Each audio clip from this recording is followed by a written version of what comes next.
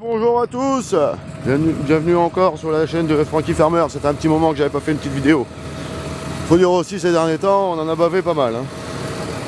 Avec le climat, flotte, on a pris quand même 100 mm au mois d'octobre, pas facile de semer les blés, récolter les betteraves, très compliqué. Bon, ma foi, on arrive à se débrouiller, on arrive à semer les février d'hiver, le 3/4 des blés, en conditions difficiles mais en direct. Là, pour le coup, là, c'est terminé. Là, on a ressorti la charrue et puis nous la partie à la rotative. D'ailleurs, la moitié des blés, je les ai semés à la rotative. Bon, là, au fond, on voit le. Bon, il est un peu loin, on va zoomer. On voit mon chauffeur, hein, mon fiston, il est en train de labourer. Voilà, derrière du blé.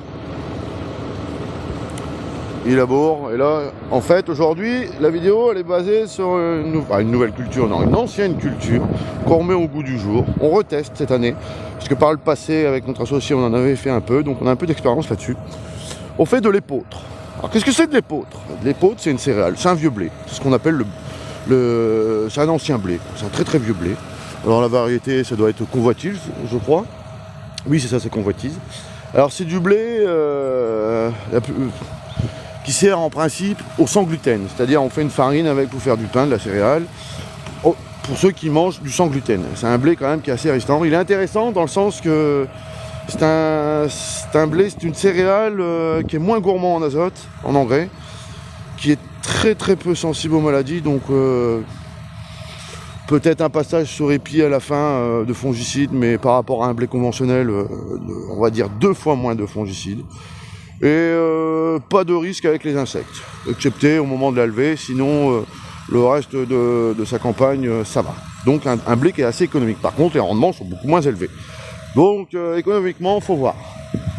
Après, c'est un blé qui peut se vendre à un prix intéressant. Donc voilà pourquoi on le teste, on va voir en fonction des contrats, qu'est-ce qu'on nous propose, etc. Donc là, hein, toujours pareil, les mêmes tracteurs. Là, on est sur un équipage Amazon Matrix M 4 mètres rotative, AR, et une charrue qui arrive là. Tracteur pareil, FN 930 avec une charrue Kuhn Varimaster 182 vari large en 7 corps portés. Bon bah ça va, on avance quand même. Il n'y a pas l'air qu'il va pleuvoir aujourd'hui. On va arriver à finir la parcelle. Et puis après on va laisser passer la pluie, puisqu'ils annoncent pas mal d'eau à partir de demain. Et de toute façon il faut que j'attende et on a encore des betteraves à arracher, donc c'est pas encore fini. Hein. D'habitude à cette époque-ci ça sent la fin, mais là c'est pas encore fini. Donc je vais vous montrer vite fait c'est quoi une graine d'épeautre.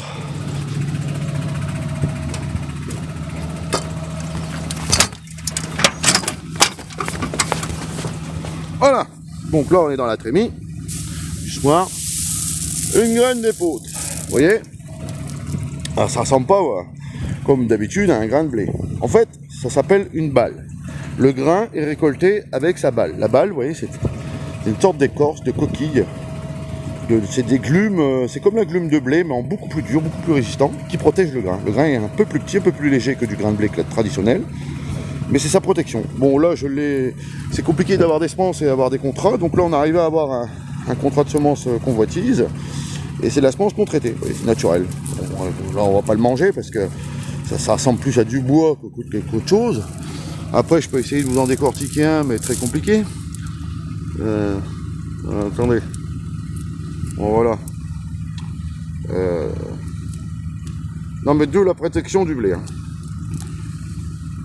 Voilà. Donc là, vous voyez, là je l'ai décortiqué, ça donne un grain de blé.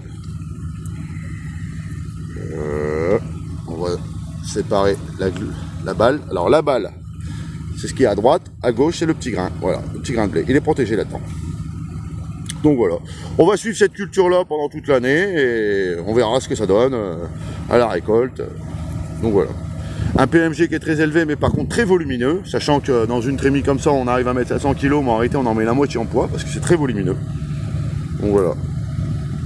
Et ça sème traditionnellement classique comme du blé classique.